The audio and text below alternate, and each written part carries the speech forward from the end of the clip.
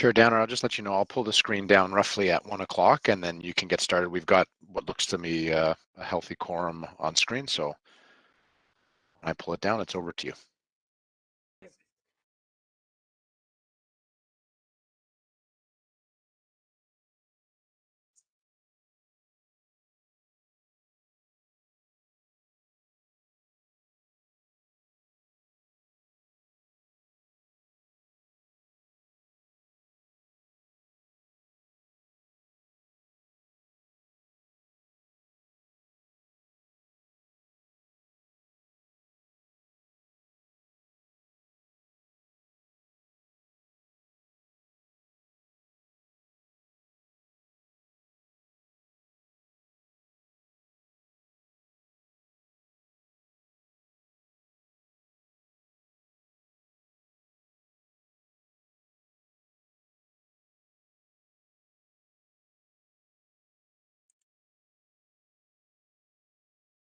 Okay, Chair Danner, I'll hand it off to you. We're live on guelph.ca, so you can call the meeting to order. Thank you. Can you hear me all right? Right, okay. I'd like to call the meeting to order for the Committee of Management for the Elliott on this Monday, December 6th, 2001. Are there any disclosures of pecuniary interest and the general nature thereof? I don't see Councillor Salisbury and Councillor Karam, but I'm assuming that there isn't for them as well. So we'll move on to the confirmation of minutes. Can I have a motion for the confirmation minutes for the September 7th, 2021 meeting? Councillor Hoffman, seconder. Councillor Gordon. All those in, any questions? Favor?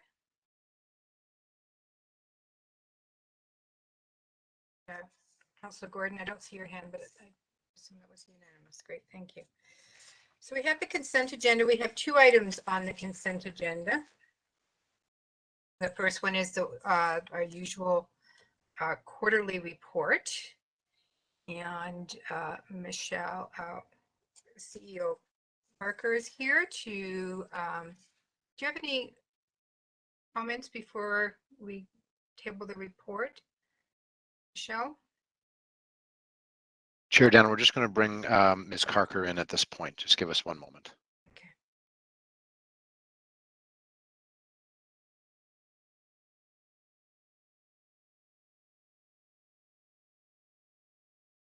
I see CEO Carker's. There she is. In red, appropriate for December, thanks. Okay, we're just going to the quarterly report and want to know if you had any comments you want to make before we table the report. Nothing at this time, Chair Danner, regarding the report for the Committee of Management. Yes. Councillor Hoffman, did you want to table the motion or? Thank you, Chair Danner. I would like to put the motion for receipt on the floor. Is there a seconder? Councillor Alt. So are there any questions regarding the report? None? Okay. So all those in favor? That's unanimous. Okay, great. Thank you. Okay, so the second item. Might have a bit more discussion on this one. So first I'd like to, I know CEO Michelle Carker is here and the Director of Finance, and I believe Bill Kunstra, the Chair of the Board, will be joining us as well. But to lead off, I'm going to have Deputy CEO Clark Bush talk to the report. Then we'll have CEO Carker and Chair Kunstra as well make some comments. Thank you. Thanks, Chair Downer, and thanks for the opportunity. So as you all are aware, because we've provided you with a few heads up sort of emails on this topic, wanted to just kind of give you a quick overview of where we're at and what the sort of timelines and next steps would be for consideration of this matter. So I just want to start by saying on behalf of the entire executive team and the city staff that we are all completely and very much supportive of the fact that our community needs more long-term care beds. That's been key in our advocacy efforts with Minister Phillips and with at AMO, even in our recent response to the provincial consultation. That is absolutely not in question, that the community in Guelph is in urgent need of more long-term care beds, as of course the pandemic has shown across the province that we know long-term care is of top priority. And so I really wanted to start by making sure that that stage was set, because that is, I think, the key starting point for your consideration of this matter. But of course, we have a role beyond simply looking out for the advocacy on behalf of the entire community. We do have a role in the direct provision of long-term care with the Elliott, which is why we're before you today. So Chair Downer and I have been having, I think it's now quarterly meetings with Ms. Carker and Mr. Koonstra, which has been really great, I think, in terms of the communication between our two the two organizations and the two committees, the Board of Trustees for the Elliott and the Committee of Management. And so in October at that meeting, Michelle and Bill did share with us that they knew that this potential opportunity might be coming along. At that time, we didn't know about the timelines or what the potential impact to the city would be in terms of the capital ask, but certainly Chair Downer and I were eager to have that discussion with Michelle and Bill about how and when that might be coming forward. I think it probably caught us all a little bit by surprise that the provincial timelines came as quickly as they did. And so as you as the Committee of Management know, we alerted you to the more specific details on this matter in mid-November once it had been sort of made available from the province and then from the Elliott team to us. And so at that point, I had communicated to you about the December 31st application deadline, as well as that was when we started to learn the more detailed information about what the financial impact would be for the city as an organization, especially in terms of that capital piece, because I think that's a big specific component. So you'll see the report from the Elliott team, as well as the subsequent memo that city staff have put together. And I do want to acknowledge the incredibly hard work of Shanna O'Dwyer and our finance team who worked to pull that together. There's lots of questions in that memo, and we fully recognize that and acknowledge that. And in fairness to the Elliott team, they're pulling this together as quickly as they can for us to respond. And so you'll certainly see in that memo, there's still lots of questions that our finance team have. And they and Tara Baker as our treasurer, she's unfortunately not able to be here today because she's enjoying some well-deserved vacation this week. But I think we are asking of Tara and Shanna the same level of sort of oversight and financial scrutiny that you would look to us to provide on any city project. And we're certainly looking to this as it, it could be a potential, we would actually look at it sort of in that tier 1 kind of category because of the renovation and the capital impact. And so thanks to our finance team for the level of sort of analysis that they've done, and to Michelle and Norm and the team for providing the information. You are in a unique situation with the Elliott because this is the Committee of Management, which is a unique situation for us here in Guelph, in that you don't have that Committee of Management oversight function for any of the other local boards and shared services that you do for the Elliott. So there's a little bit of that nuance that I just wanted to highlight. As I said, Tara's not here today, but Shanna O'Dwyer is available, as are Karen Newland and Greg Clark. If you have specific questions about the financial analysis that's been done to date, you'll see in that memo that we've suggested some additional information that you might want in advance of making the decision. And so then I just want to quickly speak to the sort of timelines and next steps. So Christopher Cooper, as our solicitor, has reviewed both our governance structure and this application to determine the appropriate approval process, and has determined that Committee of Management alone cannot approve the application, and so that needs to be referred to City Council as a whole. So our suggestion and recommendation is that this matter could be referred to December 20th, which is your last council meeting of the year, at which point we would be looking to you, if you want us to pursue this opportunity, to give me the delegated authority to sign this application, as well as we are likely then going to also recommend that you consider the financial implications at a later date, because we do have more time. This would be a non-binding application, so we're not we're not committed on that December 20th date to anything beyond making an application. So I think probably given the timeline and the constraints that we would need to bring the financial considerations, the financial modeling, how it could be funded back to council for consideration at a later date. And then the last thing that I just want to highlight, because I sent an email this morning, is that December 31st deadline we have learned is not a hard and fast deadline. It's a rolling intake process. And so it could be considered in the new year. However, we certainly encourage council, if this is of interest and you want us to pursue it, applying in that early application time slot would be advantageous, because then we would be considered in that first round of applications that the province receives. So it's not a hard and fast deadline, but it is, we think, probably prudent that if Committee of Management and then Council is able to make a decision in December to direct that we could proceed with an application, that it would be prudent to do so in December. And so with that, I think, Chair Downer, maybe I'll just turn it over to Ms. Carker. Yes, thanks.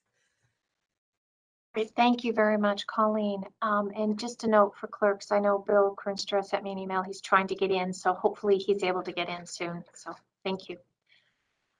So I'd like to start off today by thanking Committee of Management Council for taking the time after an incredibly busy week to read our report. Ideally, you would have received this well in advance of today's meeting.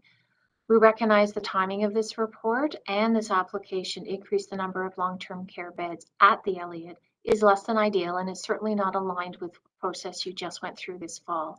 However, as we stated in our report and was just reiterated by Colleen, that there is an opportunity here that we think is important, and it will finally enable our home to achieve the financial stability that both the Board of Trustees and City Council have been targeting.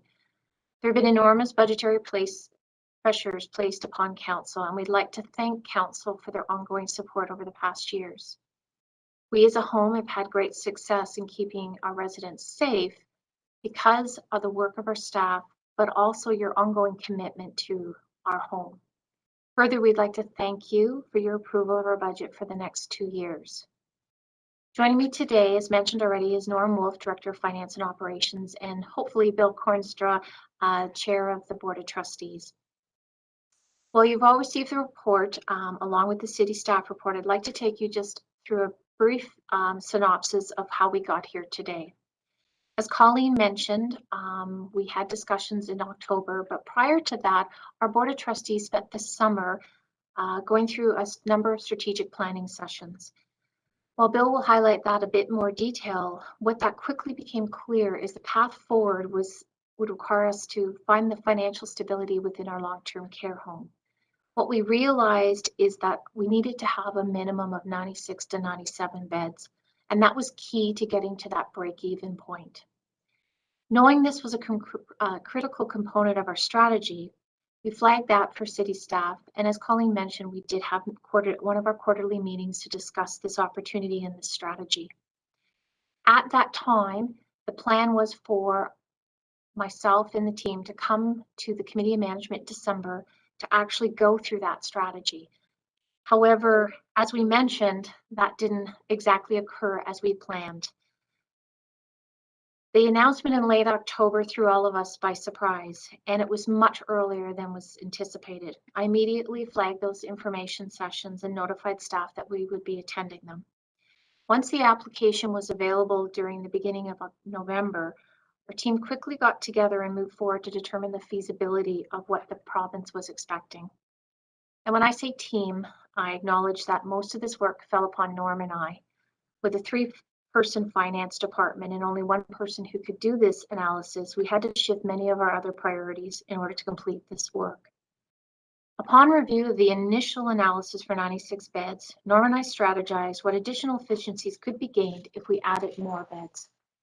After running the numbers, it became apparent that using all of our available space and adding 29 beds brought better long-term financial projections. While that wasn't what we initially had strategized on, the long-term financial impact was clear. Timing of this analysis and the required budget work by both our team and the city staff meant we were all stretched. However, after presenting this information, it became clear that there was an opportunity to finally right-size our home. As with everything long-term care related over the past 2 years, none of this work has followed a straight line.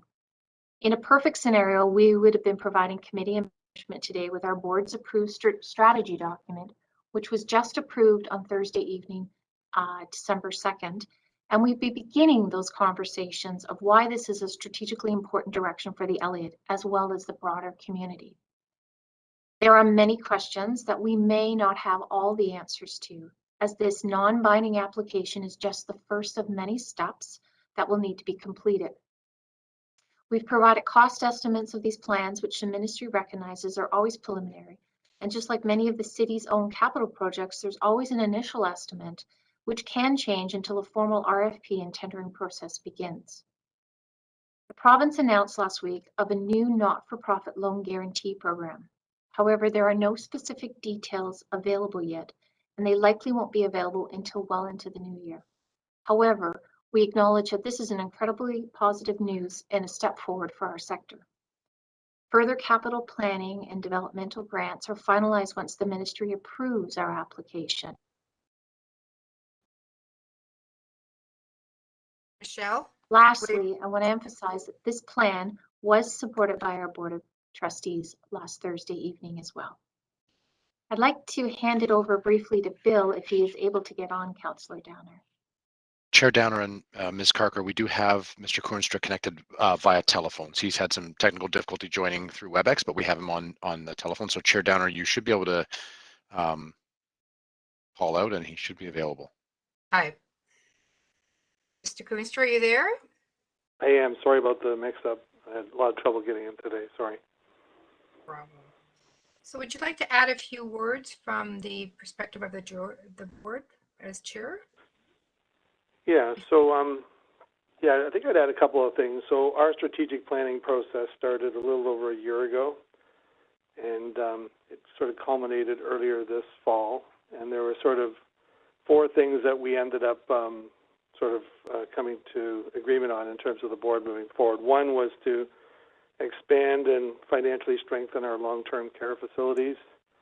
2 was to become a sector leader in human resource management. 3 was to strengthen financial well-being and sustainability of the organization. And 4 was to widen our reach into the community. So independent of this application process and the government's announcement, our work had clearly led us to conclude that the opportunity to expand long-term care beds for the Elliott was, as I indicated, the #1 priority, and that's part of the work that has been prepared, submitted, and approved by the board as of last week. And I think, to Michelle's earlier point, there's a process here. This is a critical first step, and we know as a board that there's much work to do moving forward, but if we don't sort of make the submission, then we can't be in the process. So I think that's what I would add, Councillor Downer. Thank you very much. So I'm going to turn it over to Council now. As you can hear, there's been a lot of scrambling in the last few months anyway, to try to get all this work together. But we can see, as we've heard, there's an opportunity before us to increase the long-term care beds in Guelph, and we're at that initial stage. So I'll ask if there's any questions of Michelle, Pauline, or Bill before. Okay, so Councillor Ault first, and then. Thank you very much, Chair Downer. I just want a clarification from Ms. Clack-Bush. She had mentioned that that this must go to before it's on. Do we require? You're breaking Okay. up. Maybe you should turn your camera. Okay. There I go. I look better on radio anyway. Just a quick, it's an important question. Councillor Clack-Bush mentioned that this would require us to take it to council for approval. And I mean, Deputy CAO, not councillor.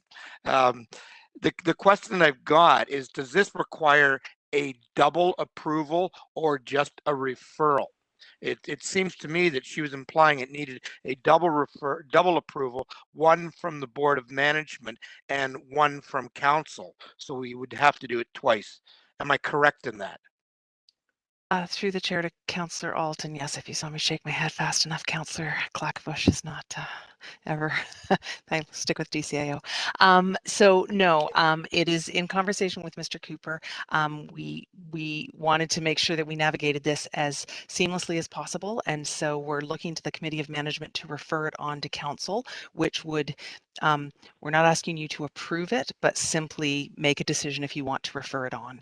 If you choose to refer it on to Council, then Council as a whole can make the decision to direct me to sign the application form. Again, because it's non-binding, we simply need that final authority to give me the direction, and either Committee of Management or City Council could do that. However, the application does reference the municipality, and so it was Mr. Cooper's advice that it would be best if Council makes the final decision. But to answer your question, Councillor Alt, if Committee of Management is interested in this being pursued, you simply need to refer it on to December the 20th. You don't need to reconvene as Committee of Management on the 20th. Council as a whole could make the decision to direct the signing of the application on the 20th. You're not a Councillor Clack-Bush. We hope for better days when you'll come join us. There's no life like it. Councillor Bell and then Councillor Hoffman. Thank you. Through you, Madam Chair. On page 7 of the report, it outlines that phase 1 does not have any permanent residents residing. Is there anyone there at all in those rooms? Through you, Chair Downer, to Councillor Bell, I'd like to reiterate, in the report we mentioned that we have a partnership right now with Guelph General Hospital where we have transitional bed patients. And those patients will come in and out depending on how long it takes for them to be placed. Majority of them coming through are waiting for placement in long-term care homes. So for instance, right now we have, I believe we might only have a couple people residing, so it does fluctuate. So that would give us plenty of time to make plans to make sure there'd be no disruptive and people were placed accordingly. So when we say there's no permanent residents actually residing there, that's what we are referencing. And is that a similar situation for phase 2? Through you, Chair Downer, to Councillor Bell.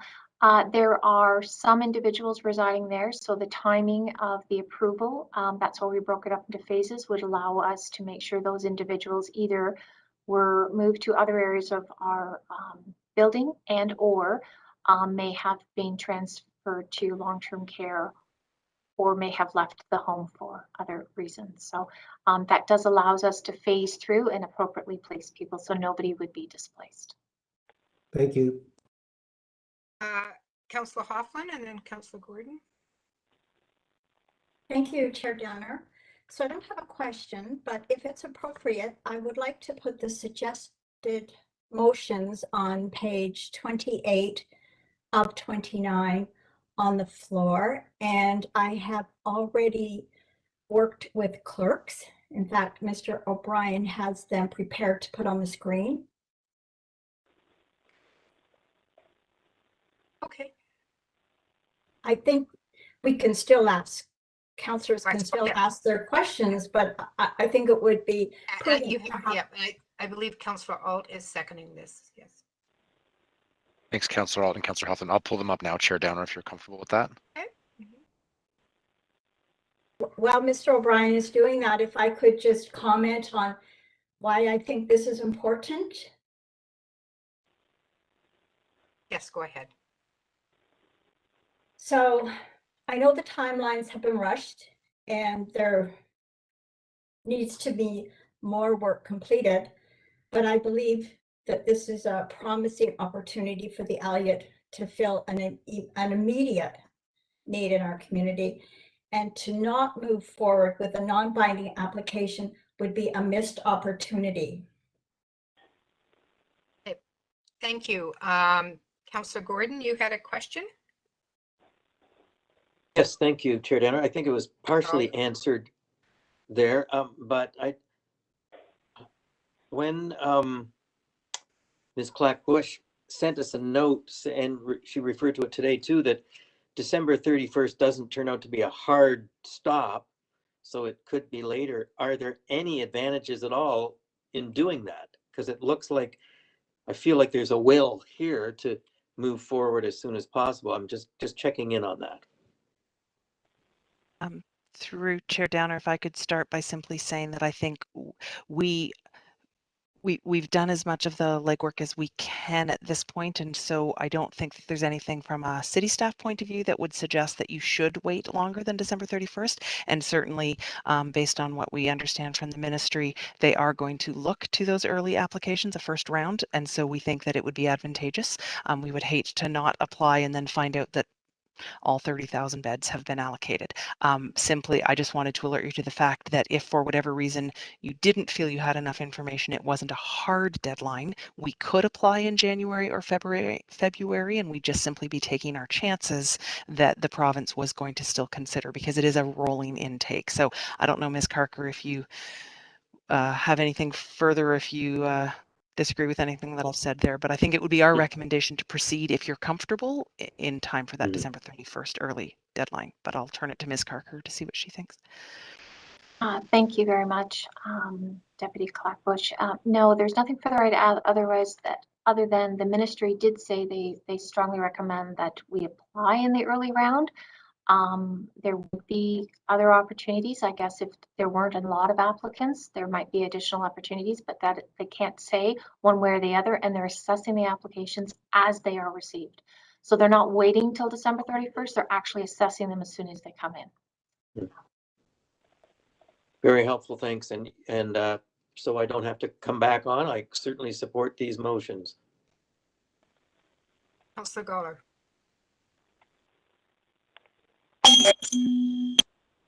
We're getting some feedback.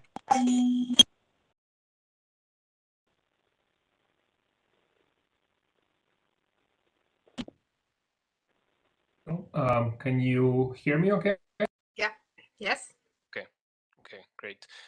Thank you for the presentation, and thank you for the additional information to staff. If I could ask Ms. Carker, on the staff report, there was a number of questions that that city staff wanted to have additional questions. I just wanted to check, will you be able to provide answers to the bulk of those by December 20th, so that we have that information on hand to make a decision? I'll throw you, Chair Downer, to Councillor Goller. There are a number of questions we will be able to answer. However, there are some that may be more challenging. So for instance, regarding information about the competitive procurement, both design and consultant and construction, that would be the tendering requirements that the ministry would require us to follow. Similar to the city, they will, there's a process that we must follow, and that typically would not occur until they sort of said, yes, you can move ahead to the next development stage. So we may not have all the information. The other piece is so we have a number of the high level information. We can look at breaking it down into the two proposals per the request at a high level, knowing that it's 9 days away. So we will do our very best to get as much information that we know, and we've reached out to the ministry of what we may or may not be able to find out. And then around the capital contributions, we're not 100% sure what the ministry will fund. That typically comes after you're approved, and there's negotiation regarding the not-for-profits. Not-for-profits typically, as we mentioned in our report, often are. You've cut out, Michelle, you've cut out. That's where we'll fall under, so. Great. Sorry, go ahead, Chair Downer. Okay, thank you for that. I really appreciate that. I do have one more question for city staff. As we're looking at this very much needed opportunity, but there will be additional costs, and we have just approved I would say a significant budget with significant investments for the future. As we look to approve this, is there an opportunity to actually take stock and see what we can shift within the current budget, whether it is delaying projects or altogether canceling some capital projects to make room for this? Is that a possibility that we can, in order to approve this, sort of say, well, maybe this other thing that we really wanted to do, we're no longer able to afford to take advantage of this opportunity? So through Chair Downer, I'll start, and perhaps if Greg Clark is available, he may want to jump in as well. So I think what you will see from us on December 20th is a recommendation that you simply consider the financial implications in the new year, because I think, as Ms. Carker has indicated, we only have we're running out of days, and I don't think you'll be in a position to make a full financial commitment on December the 20th. And so because this is a non-binding application, I think those are things you're going to need to consider when finance staff can come back to you, and we need to work with the Elliott team to better flesh out exactly what the financial commitment on the city's part is. What is the provincial contribution? Is it a loan? Is it a loan guarantee? Is there a repayment? Is it straight up capital from the city? And I think those are still the nuances that we need to sort through. And we're still seeing funding announcements from the province, as you know, I think there was another one Friday in terms of potential funding for this. So all of which is a long way around of saying those are the things you're going to need to answer when we come back to you. I don't think you're going to be in a position to do that by December 20th, nor are we going to ask you to make a binding financial decision. But perhaps Mr. Clark wants to jump in and provide more comment. And Ms. Newland and Ms. O'Dwyer are here as well. Any one of the three of them may have comment. Thank you, Colleen. Through you, Chair Downer, to Councillor Goller. Given the uncertainty, or not the uncertainty, the unknowns around how this would be funded, I think it'd be premature to look at what we may or may not need to do to our current funding of projects. But given the scale and the fact that there may be provincial funding, it may also be eligible for development charge funding as it's related to growth, and we do have city reserves within our capital plan. So I don't think it's a major concern for us in terms of funding of the capital. I think, as staff have pointed out, there's more analysis needed in terms of the operational impacts and the long-term costs of adding these additional beds, I think, which is probably more nuanced and more required in terms of a deeper dive. I don't really see a major concern with the capital funding side.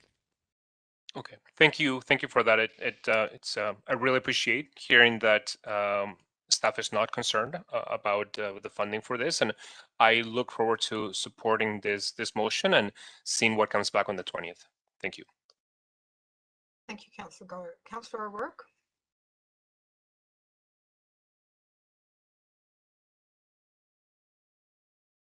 We can't hear you. I got it.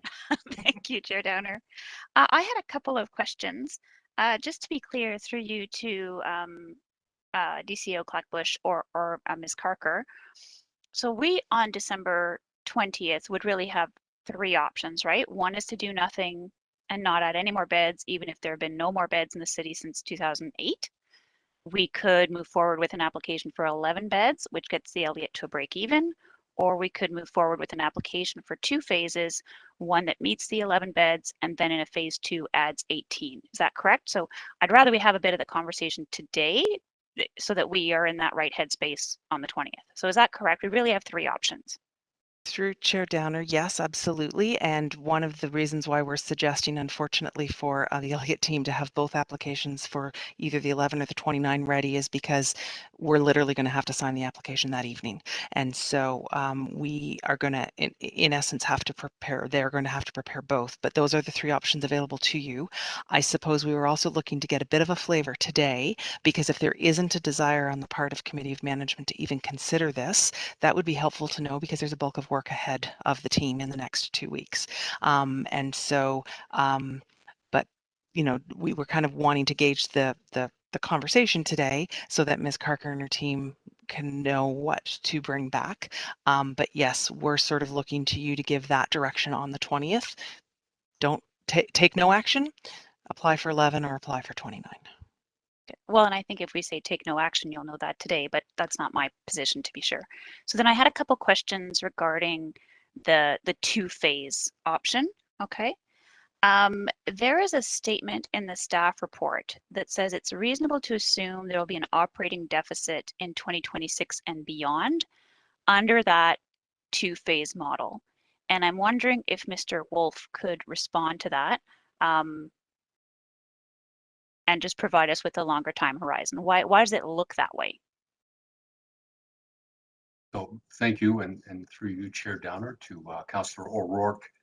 If you look at the top of the Elliott report of page 4, what we see is chart C, which is the LTC net income by year for 2022 through 2025. Just for quick background information and full understanding, 2022 is still based on 85 beds, with the addition of 11 beds in 2023, and then the remaining beds in 2024 and 2025. We do see an increase in net surplus in 2023 and 2024, and then we see that surplus come back down in 2025.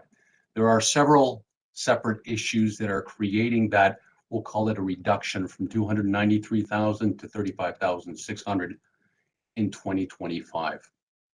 So firstly, in 2025, we're consistent with our budget assumptions on the provincial funding increase, which is set at 1% per year. It sounds low considering today's inflation rates and that sort, but it's consistent with our experience for last year and this year. And in fact, on Friday, we did receive an announcement that any increases in funding relating to accommodation fees, we were expecting an increase in January, has now been postponed to October of next year. So the funding assumptions on provincial government revenues are low, and that's combined with significant increases in costs. Our wages, as an example, in 2025 are anticipated to increase at 3.5%. In the medical sector and healthcare sector, I don't think it's going to be a surprise to anyone about the competition for labor resources. And in order to be able to participate in that market, we need to keep our wages at a competitive level. So we've made the assumptions that we were going to have to do at least 3.5% in 2025. When you compare that to the 1% increase in funding on an annual basis, what happens is you see some reductions in net surplus, and that culminates in 2025. However, I don't want anyone to think that this is a foregone conclusion. These numbers that we've provided are preliminary. And as such, we have done some review to see what some of those efficiencies that can be gained with the additional beds up to 114. And we believe there's more once given the time to be able to look into the numbers deeper, get some of the other management team involved, and really get a full understanding as to what the full opportunities are. For lack of a better phrase, this is a very, very conservative presentation of the numbers. I hope that answers your question, Councillor O'Rourke. Thank you. Yes, it does. Thanks, Mr. Wolf. Through you, Chair Downer, I had another question because there's a question in the staff report around why would the addition of 18 beds as opposed to 11 only cost $200,000 more. So I'm just wondering, I'll have two questions about this. So how does the math work on that? Like how come when you spoke to the contractor that they gave you an estimate that seems so much lower?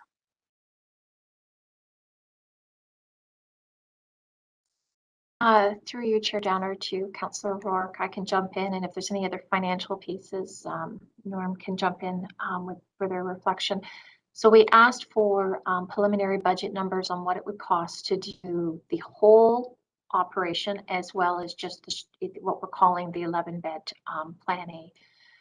When doing that, when they actually costed it out, because if you do the whole piece and you do one phase into another, there's efficiencies that can be gained. So for instance, instead of doing the engineering costs are still the same. You still have to do an engineering analysis. You have to do an architectural drawing. You have to do other inputs and costs.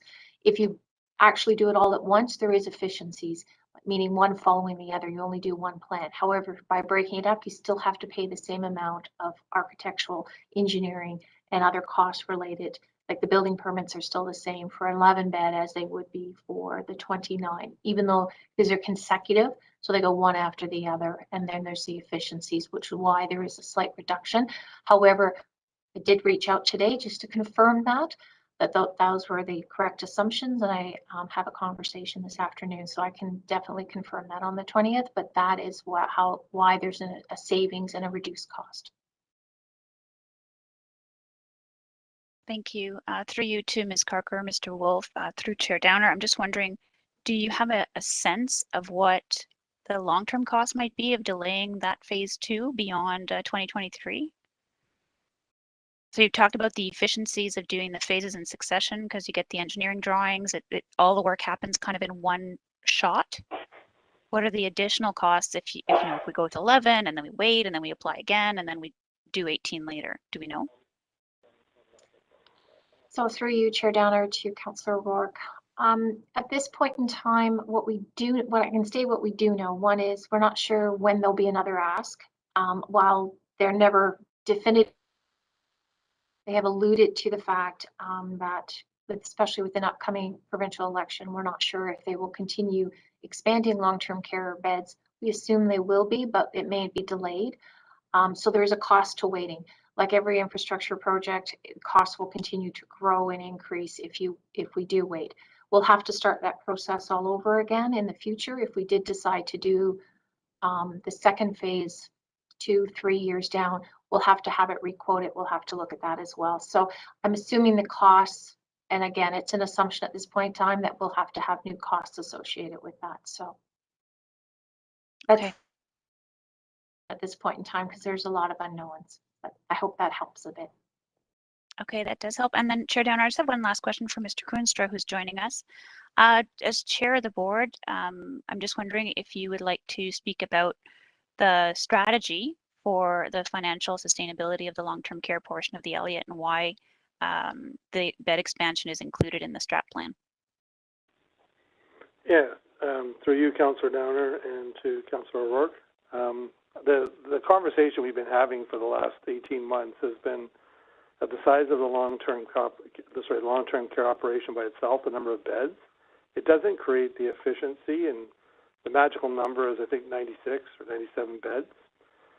So our conversation has been ongoing for a number of months, and I think we have resulted, the conclusion that has resulted for us is that it is difficult to make the long-term care portion of our organization more sustainable given the limited number of beds.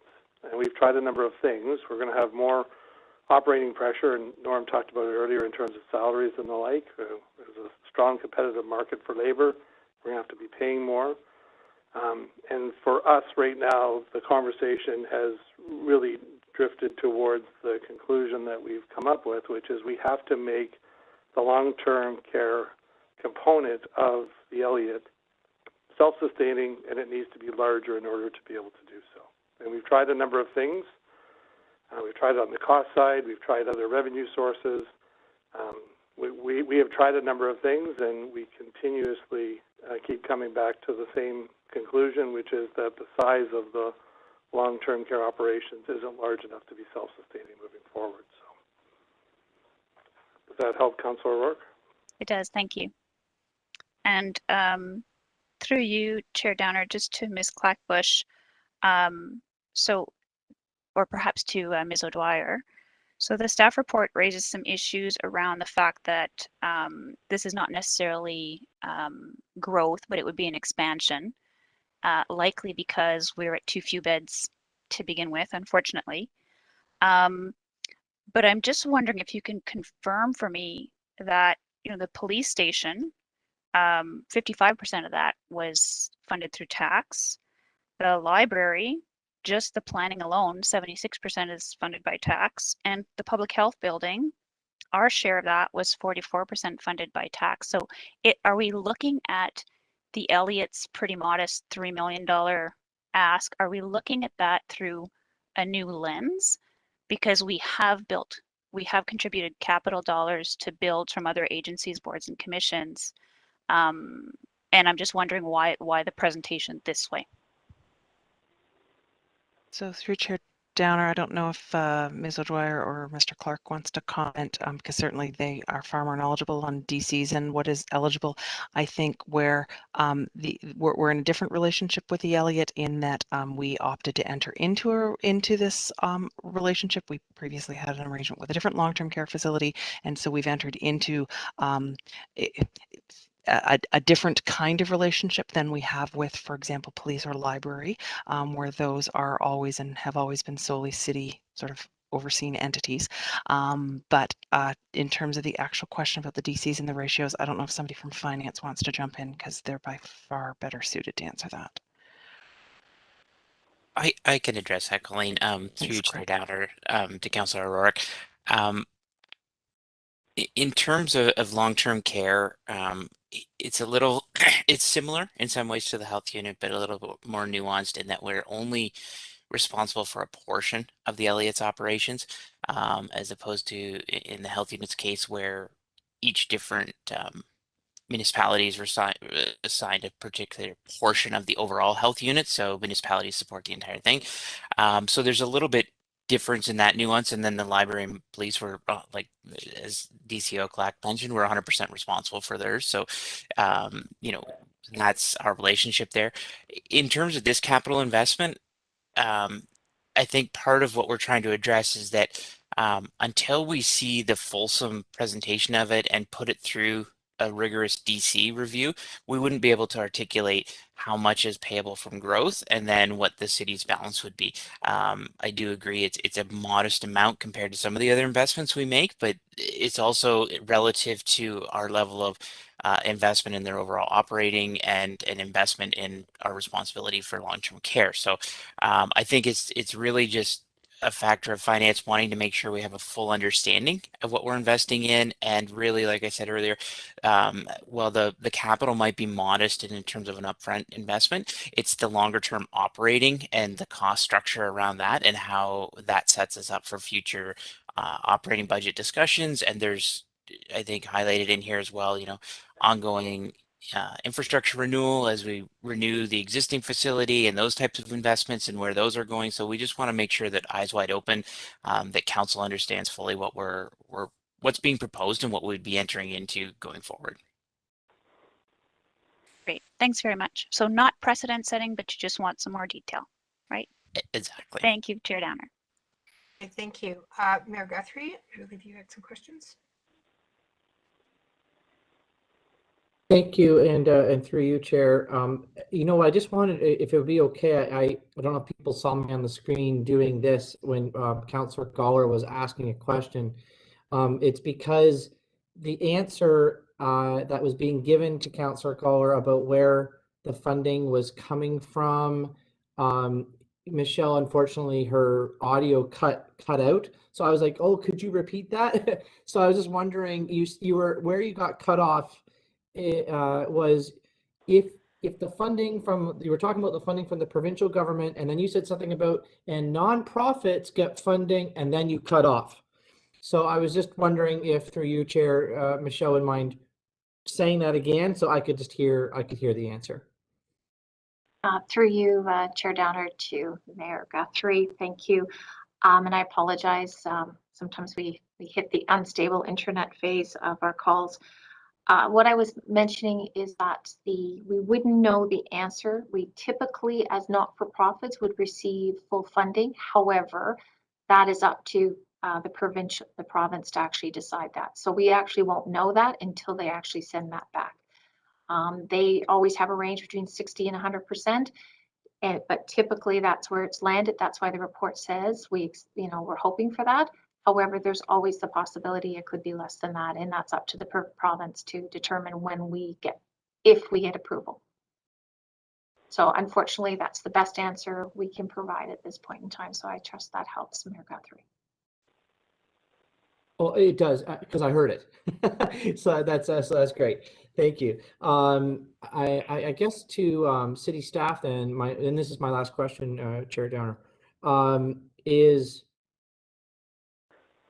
the time allotment between now and the 20th something where even if we were looking to approve whatever on the 20th as a council to move forward, is it something where council could have something to consider in condition of, or conditional upon?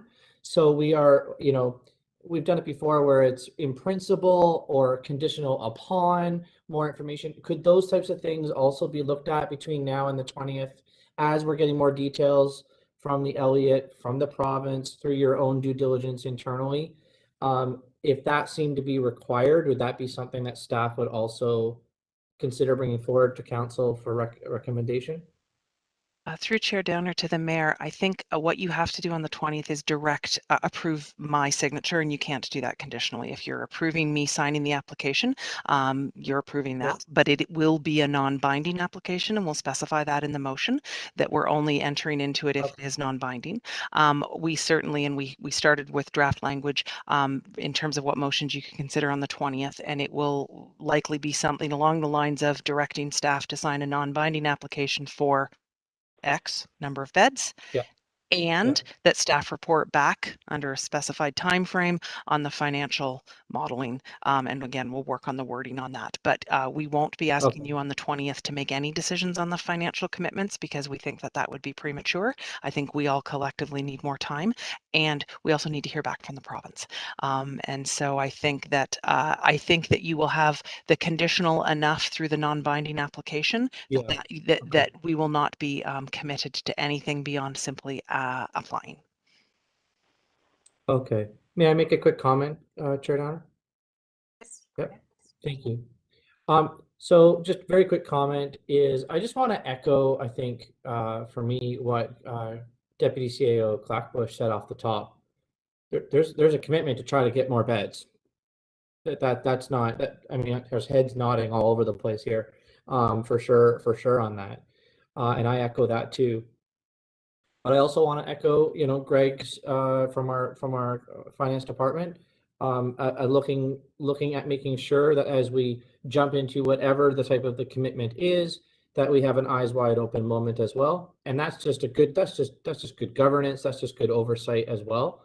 And so I appreciate both of those, and I appreciate everyone, the Elliott, the city, all trying to make this work as quickly as possible. We as a council knew this was coming even before budget last week. So we knew also that the province was going to be opening a lot of opportunities for new long-term care beds as well. So this has been on the horizon for a while. The advocacy has been there for a while. So I just want to say that I look forward to the 20th to see if there's further information that we can grapple with. But definitely the commitment of trying to increase long-term care beds in our community is very, very important, something that I, and I'm sure all of us, support as we try to move forward. So I look forward to supporting this motion to see what comes forward on the 20th. Thank you. Are there any more comments or questions? Just want to personally thank Michelle and Colleen, Bill, and for really scrambling on working on this application and trying to get the information flowing as quickly as possible. And I think we all need to be aware that we're right at the very beginning of this process, and there's still a lot of hoops to go through. And of course, the first one is coming to council if we get support today to go there. But it's still a bit of a trek, but I think it's a great opportunity for Guelph. And what's really attractive about this application, I think, would be from a ministry perspective, is that it's a renovation. It's not a new.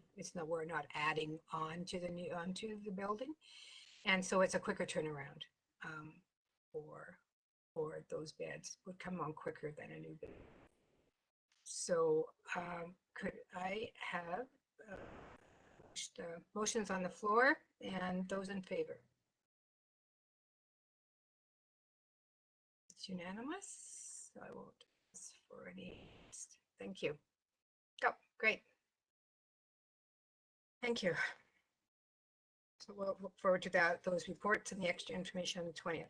Are there any announcements from Ms. Carker or from the staff? Great, then I'll just look for a motion to adjourn. Councillor Billings, seconded by Councillor Gibson. All in favor? Adjourn now. Thank you. See you back at 7 minutes. Councillor Downer, can you hear me?